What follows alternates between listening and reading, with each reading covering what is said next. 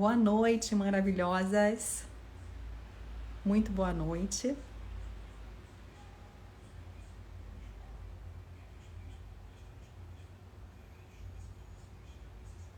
Estamos chegando.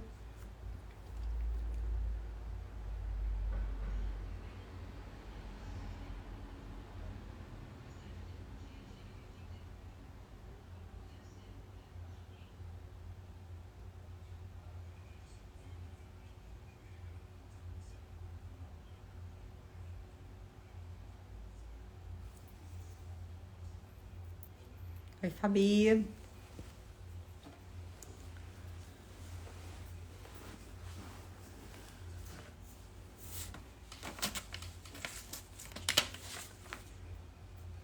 Emanuela. Boa noite.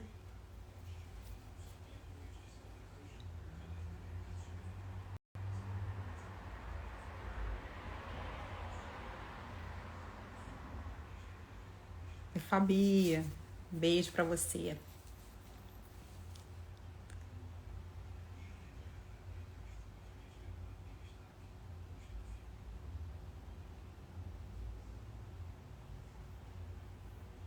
Vamos começando. Bom, o que é o tema hoje da nossa live? São as barreiras invisíveis na progressão de carreira das mães, né? Eu abri ontem uma caixinha de perguntas para vocês irem falando, né, do que vocês acham, o que são essas barreiras que vocês enxergam na progressão de carreira de vocês ou na progressão de carreira de outras mães.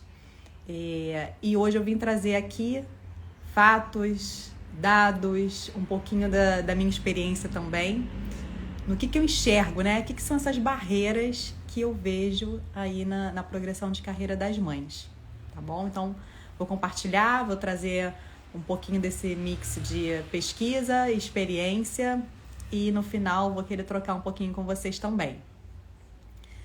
Basicamente, eu enxergo que essas barreiras, elas estão ali em 3 blocos, 3 tipos de barreiras, né? Imagina ali, igual eu fiz lá a figura, né, para a chamada da live, é você olhando para uma pista assim, né, como se fosse uma corrida mesmo, já pegando o ritmo agora das Olimpíadas, né? Você tá ali numa corrida com barreiras, né? E você vai passando as etapas, tem um bloco de barreiras aqui, continua correndo, mais um bloco de barreiras ali. Só que quem tá de fora não tá vendo aquelas barreiras, é só quem tá passando por elas, né? Que no caso aqui somos nós, somos as mães, as mulheres, né? Basicamente. E na minha visão são 3 tipos desses blocos de barreiras, tá? Que eu quero trazer para vocês aqui hoje. Um primeiro que é uma barreira que eu enxergo que é cultural, e eu vou falar um pouco mais sobre isso. Um segundo bloco de barreiras que eu enxergo é de condições sociais, econômicas e políticas no entorno, né, do qual as mulheres estão inseridas. E uma terceira que é quais são as condições das organizações, a cultura, os valores e as políticas organizacionais também, tá? Então, esses 3 conjuntos de fatores, para mim, são os 3 grandes blocos que, em alguns momentos, se transpõem aí como se fossem barreiras mesmo para a progressão de carreira das mulheres. Então, falando um pouquinho sobre o primeiro, né? Cultura. O que é a cultura e como eu enxergo isso aqui no Brasil, né? Acho que poderia dizer que na maior parte do mundo também. A mãe, ela é vista como a principal cuidadora da criança, como a principal cuidadora dos filhos, né? Isso tem um sentido, assim, tem um sentido médico, tem um sentido psicológico, quando você está falando ali de primeiros anos da criança, dada a anatomia da mulher, dadas as condições fisiológicas, né, de amamentação, da fusão mesmo emocional que existe da criança com o bebê ali no início, o que é esperado. Dali para frente, isso é carregado, né? Então, culturalmente, a mulher ela continua sendo vista como a principal cuidadora. E isso, assim, tem alguns exemplos até que eu posso compartilhar com vocês aqui, mas isso vai desde acontecer um problema na escola da criança, né? Normalmente, quem é chamado é a mãe, né? Como a principal cuidadora. Eu tenho uma amiga, né? Que ela uma vez foi puxada a orelha do médico, do pediatra, porque ele falou pra ela assim: vem cá, você não liga pros seus filhos não? Porque toda consulta, quem vem é seu marido com as crianças, por que você não vem? E assim, qual o problema, né, de ir o marido dela? Então, também, ali o médico tinha essa visão de que ela, enquanto mãe, é quem deveria estar ali nas consultas. E isso vai, né? Então, assim, teve um problema também no trabalho, né? Quem se sente mais à vontade para ficar no comparativo ali entre, né, o homem e a mulher, os dois sendo pais, né? Também existe isso, né? De a mulher normalmente sentir naquela obrigação de ter que ir porque ela é a principal cuidadora. Então é isso que se carrega, né? O que traz também muita culpa. Porque imagina, né? Então você tem que ser a principal cuidadora em casa, principal cuidadora para a escola, para a vida social de médicos, no trabalho. Isso complica bastante, né? E como é que tá aí o papel do pai também, né? Então é algo que a gente precisa discutir. Né? A Fabi tá falando aqui, né? O mesmo no direito, onde o homem tem o direito e não a obrigação da visitação e cuidados da criança. Exatamente. Daí você já vê que tem um viés, né? Existe um viés ali do entendimento dos papéis. Então é isso, a gente está nessa cultura que não ajuda e acaba trazendo para as mulheres, porque a gente nasceu assim, a gente cresceu assim, aquela meio, né, do lema da Gabriela, e a gente vai carregando. Então a gente espera que a gente tem que se comportar assim também. Então se eu perdi a consulta no pediatra hoje, eu me sinto mal, que poxa, sua mãe deveria ter ido. Se eu perdi a reunião do colégio, poxa, caramba, perdi, todas as outras mães estão lá, eu não tô. Aí você se sente mal. Você tem que ficar até mais tarde no trabalho, uma vez ou outra, ou em algum evento social do trabalho. Caramba, o filho tá em casa. Então isso acaba também vindo pra gente, né? Esse peso, tá? Então, assim, primeiro aprendizado aí, enxergar que não é a gente que sente isso porque a gente sente. A gente é fruto dessa cultura na qual a gente nasceu e cresceu e viveu. Né? Então é toda uma construção, todo mundo que está ali tem o seu lado implicado nesse problema, tá? Então é isso, então primeiro é a mulher ser enxergada como esse principal cuidador dos filhos, independente da idade biológica dos filhos, né? No início tem sim esse fundamento fisiológico, fundamento mais psicológico, dali para frente isso se carrega e não necessariamente tem ainda, né, essa explicação assim, fisiológica para isso. Primeiro. Segundo bloco das grandes barreiras, né, que eu quero compartilhar aqui com vocês, são os aspectos, as condições políticas, sociais, econômicas, nas quais a gente também está inserida, né? Então, vamos começar primeiro pelas políticas, né? Qual é o conjunto de leis aí que vão ajudar ou não, né, na maternidade, na conciliação de carreira e maternidade. Primeiro, quando a gente fala assim, a mulher engravidou, mulher estava trabalhando, saiu de licença maternidade.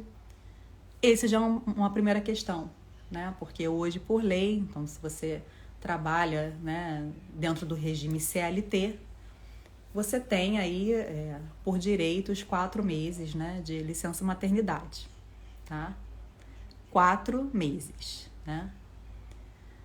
Daí, você olha por outro lado, quais são as recomendações do Ministério da Saúde, da Organização Mundial da Saúde, para, por exemplo, a amamentação, né?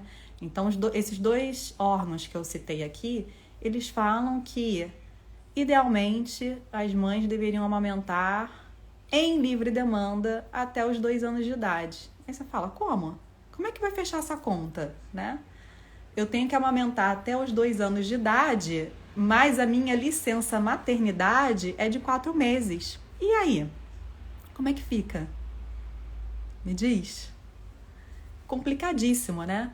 Tem sim muitas empresas que estão aderindo ao modelo de empresa cidadã, que vão dar ali aqueles 2 meses adicionais. Então, em vez de 4, 6 meses, né?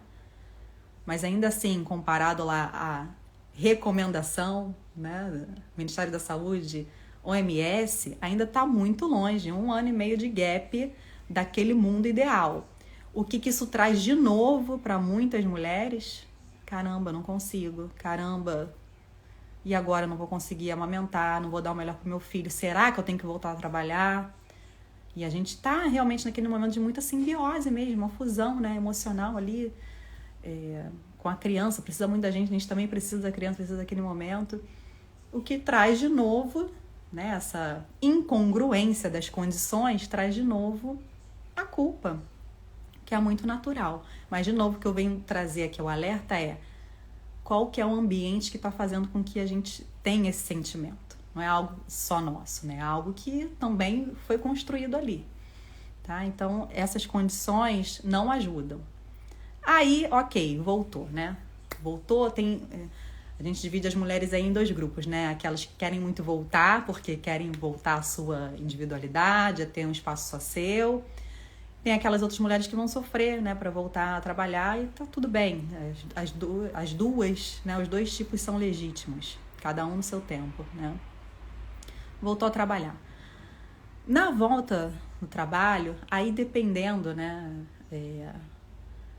das condições socioeconômicas, né, dessa família, você vai se deparar com uma questão que é: eu tenho uma rede de apoio não paga?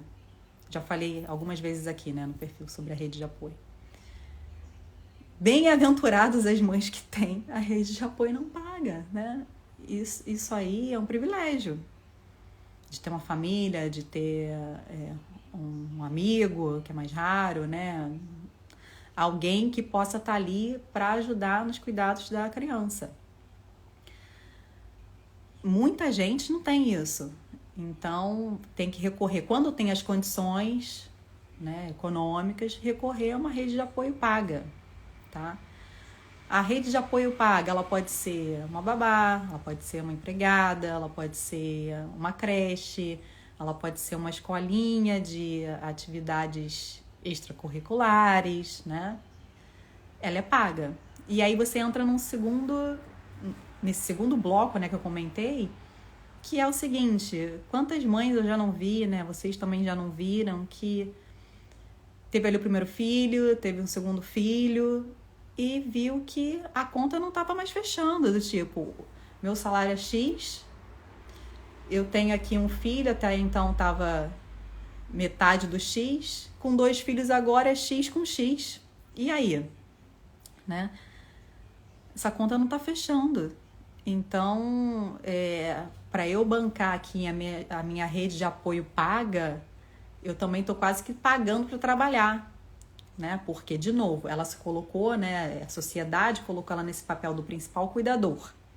Então, ela sente que é ela, né? Ela que é a responsável primária ali por estar cuidando dessa criança. E aí ela se encontra nessa condição de que, caramba, meu salário não fechou.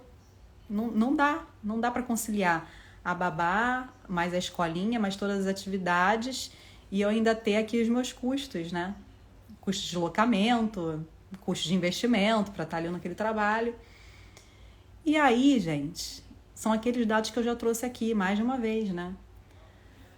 Internacionalmente, então, foi feito um estudo nos Estados Unidos pela Harvard Business Review, depois foi feito um estudo aqui no Brasil pela FGV e chegaram em resultados muito parecidos, que é o seguinte: quase que metade das mulheres abandonam suas carreiras em até 2 anos após o nascimento dos filhos, tá? Então, já tem esse primeiro bloco das barreiras que eu comentei, né? Da questão de ser cuidador principal, da questão da mulher ser colocada naquele papel, né? Único, exclusivo. E depois, a falta dessa rede de apoio. E a rede de apoio com custo que muitas vezes ela não pode absorver naquele momento, né? Então eu tenho assim amigas pessoais talentosíssimas que se viram nessa situação. Tão erradas? Não. Elas não tiveram escolha, entendeu? Então não dá para negar que isso sim é uma barreira enorme, né? A gente precisa ter essas condições, essa rede de apoio, porque senão é inviável, né? Não tem como você manter.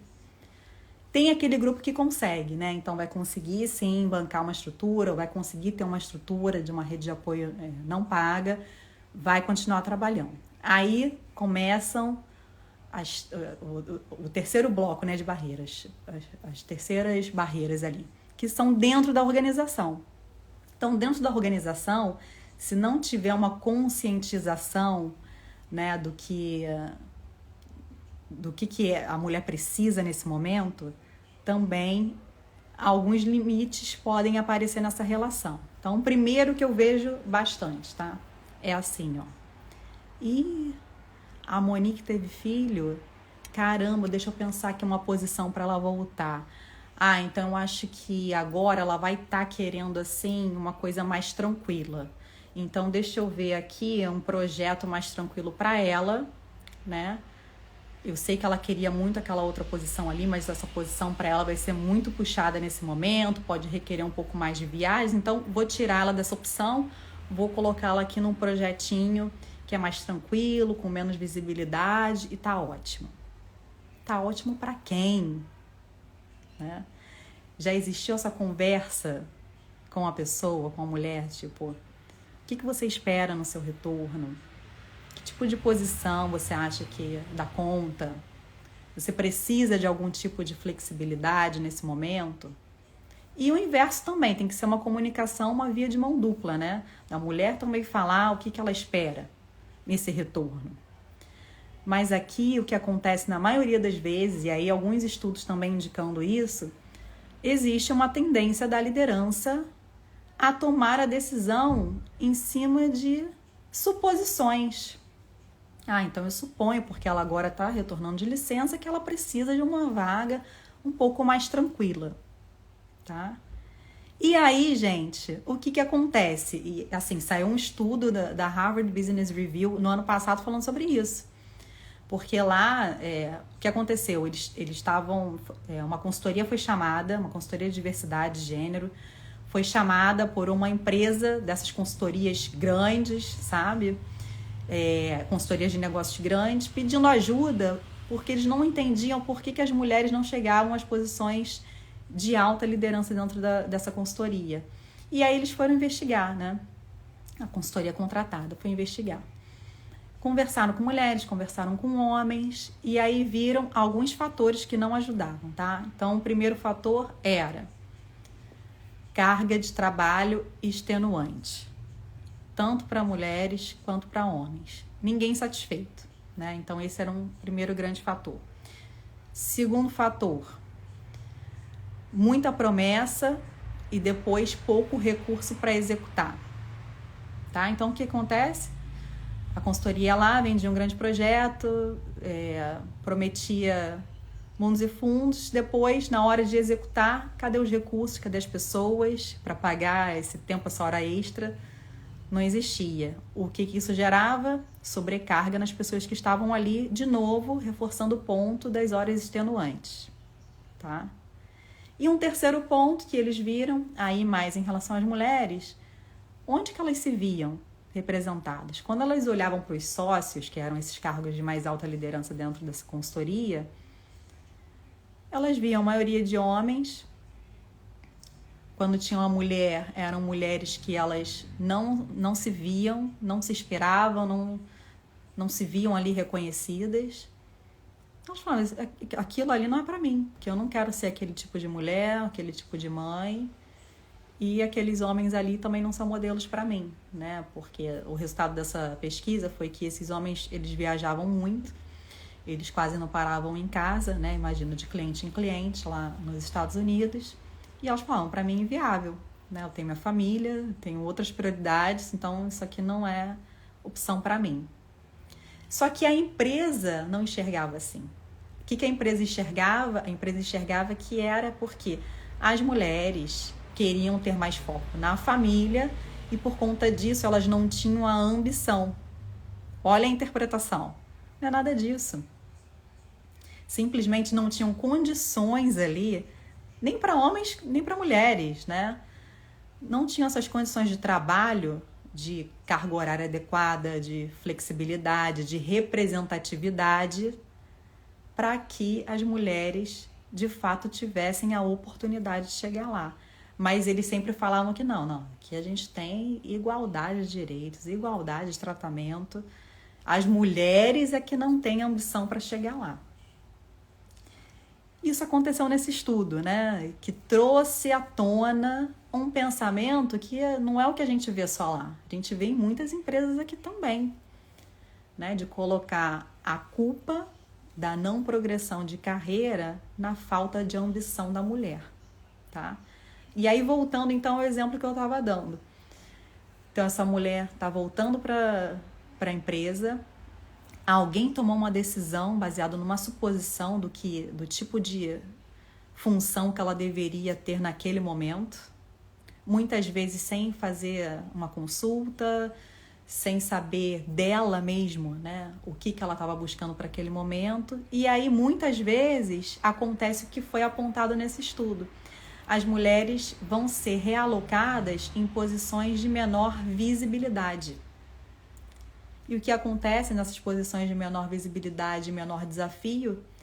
Elas se desenvolvem menos e elas têm menos oportunidades de continuar avançando na carreira, menos oportunidade de progressão, de promoção, de movimentações interessantes, desafiadoras, tá? E aí, você soma isso, então perde-se um ciclo ali. Nesse ciclo, os homens continuaram na batida, na pegada de desenvolvimento, de crescimento, e a mulher vai ficando para trás, tá? Sem falar que existem algumas empresas onde a mulher acaba sendo penalizada pelo fato de ter saído em licença maternidade, né? Então, existem algumas empresas que não consideram as mulheres que saíram de licença maternidade naquele ano para promoções ou, às vezes, até para aumento salarial, bônus, tá? Então, por isso que agora, né, assim, nos últimos 5 anos, tem um grande movimento de conscientização do impacto que isso causa, né? Porque às vezes se pensa muito no curto prazo. Ah, não, naquele ano, né? Não, é isso somado. Então, uma decisão lá atrás, daquele ano, de te colocar numa posição menor do que você pode, do que você quer, vai atrasando e vai colocando essa barreira na tua progressão de carreira, tá? Então, isso foi algo que foi revelado, né, nesse estudo aí no ano passado pela Harvard Business Review, mas que a gente acaba vendo na prática, né? Então, assim, principalmente nesses 3, o que eu vejo dentro da empresa é isso, né? Pessoas supondo o que você quer, o que você precisa. Por isso que eu falo tanto aqui, não terceirize a sua representação. Seja a sua porta-voz. O que você quer? Fale. Né? Eu já gravei uma aula sobre retorno ao trabalho após a licença maternidade. Busque, se o seu gestor, sua liderança não te buscou para ter essa conversa, busque você essa conversa. Qual vai ser a minha posição? Alinhe, né, expectativas, objetivos. Precisa de alguma flexibilidade? Esse é o momento para conversar. Ah, minha empresa não tem essa flexibilidade. Então, aí é possível chegar nessa flexibilidade? Não, não é possível. Então, que outras opções você vai ter? Né? Então, tem que assumir esse papel aí do protagonista na carreira, né? Você vê também o que se adequa melhor àquele seu momento de vida, né? Então, é isso. E o terceiro como que é a cultura dessa empresa? Quais são os valores, né? Como é que são as políticas lá? Se encaixam no meu momento de vida ou não? Porque isso vai trazer mais ou menos barreiras, né? Se você já sabe como funciona a alocação de oportunidades dentro da organização, quais são essas políticas de flexibilidade ou não, Por exemplo, eu preciso de mais tempo, eu consigo fazer um meio período? Eu consigo tirar mais tempo de licença? Eu consigo pedir mais tempo de férias, né, no final da minha licença?